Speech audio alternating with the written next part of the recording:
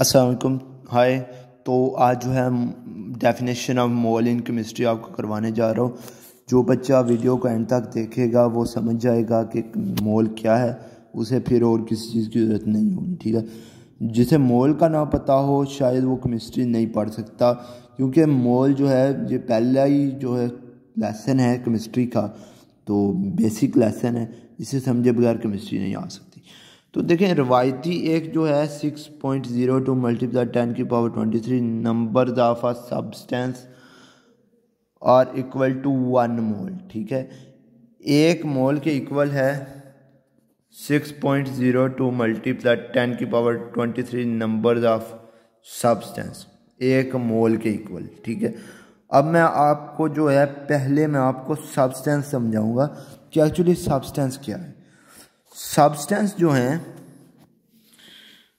Substance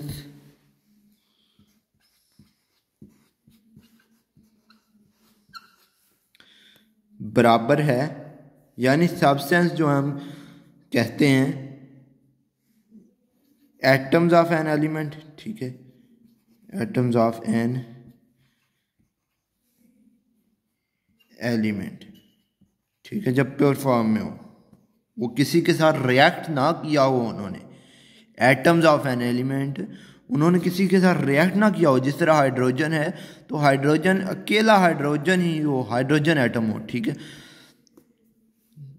और जो है कंपाउंड सब्सटेंस एटम्स को कहते हैं, ठीक है, प्योर फॉर्म में, और कंपाउंड्स को कहते हैं प्लस। यानी प्लस में आपको वैसे समझाने के लिए ये करूँ, कोई मैथमेटिक्स नहीं है ये, तो आपको समझाने के लिए ये मैंने किया यहाँ पर कि कंपाउंड्स और एलिमेंट्स को हम सब्सटेंस कहते हैं केमिस्ट्री में। ठीक है, substance atoms of an element and compounds are called substance. ठीक है, in chemistry.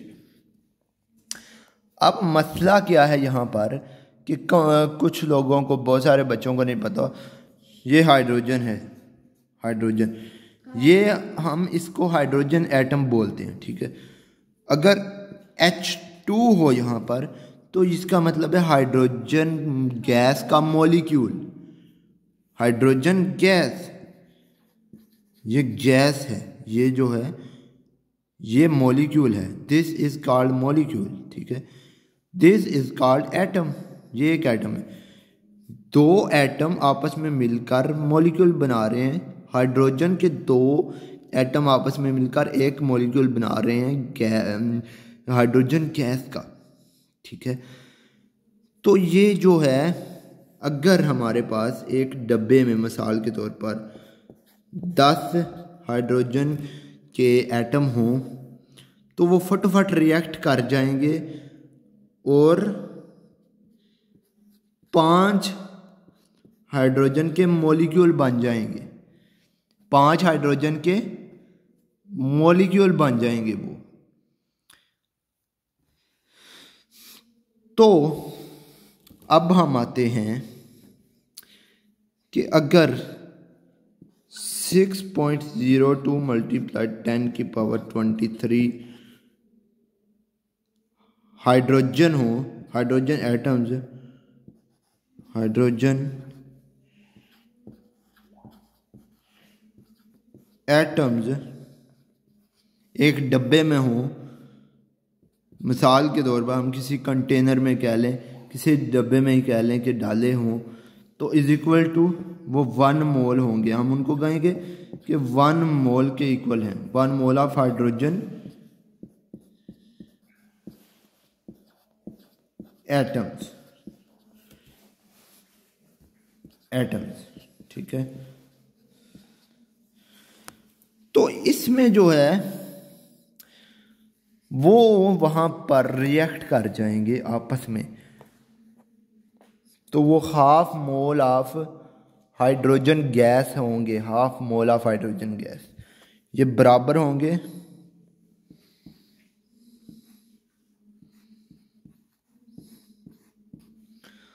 Half mole of hydrogen gas यानी कि किसी एलिमेंट के 6.02 मल्टीप्लाई 10 की पावर 23 नंबर ऑफ एटम या किसी मॉलिक्यूल के 6.02 मल्टीप्लाई 10 की पावर 23 नंबर्स ऑफ मॉलिक्यूल किसी कंपाउंड के, ठीक है, तो वो 1 मोल ऑफ दैट कंपाउंड या दैट एलिमेंट के एटम्स के इक्वल होगा। जिस तरह के 6.02 मल्टीप्लाई 10 की power 23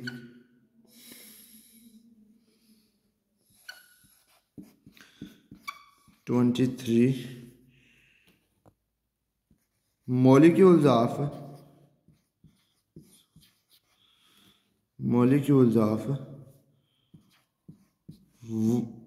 H2O water is equal to 1 mole of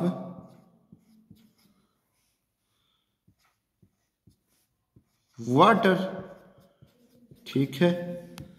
तो ये आप समझ लें 6.02 मल्टीप्लाई 10 की power 23 molecules of H2O is equal to 1 mole of water, यानी वाटर और H2O में कोई फ़र्क नहीं है। ये फार्मूला है, केमिकल फार्मूला है वाटर का H2O, यानी 2 हाइड्रोजन के एटम और 1 ऑक्सीजन का एटम केमिकली कंबाइंड करके जो है एक मॉलिक्यूल बना लेते हैं वाटर का, ठीक है।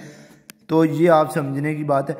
मिक्सचर का अगर आपको नहीं पता तो मिक्सचर का आप समझ लें कि मिक्सचर जो है वो केमिकली कंबाइंड नहीं होते और कंपाउंड जो है केमिकली कंबाइंड होते हैं। जिस तरह आपको एक मिसाल देता हूँ कि अगर हम पानी में चीनी को फेंक देते हैं तो वो एक मिक्सचर होता है, चीनी जो है उसी वक्त रिएक्ट नहीं कर जाएगी, वो जो है कि वाटर अलग रहेगा और चीनी अलग रहेगी, ठीक है। वो दोनों मिक्स नहीं होंगे, हम उनको अलग कर सकते हैं इजीली क्योंकि वो केमिकली कंबाइंड नहीं है।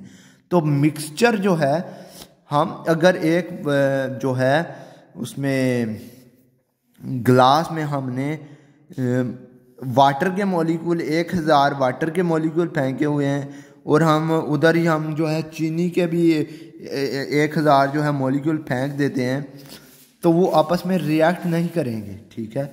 तो हम ये नहीं कह सकते हैं कि जो है 2000 molecules of water plus sugar, ऐसे तो नहीं ना कहेंगे। तो जो है कंपाउंड या किसी एलिमेंट के एटम प्योर फॉर्म में 6.02 मल्टीप्लाई 10 की पावर 23 नंबर्स हों तो फिर ही हम कहेंगे कि 1 mole of that element 1 mole of the atoms of that element और 1 mole of the molecules of that compound. तो होप आपको समझ आ गई होगी।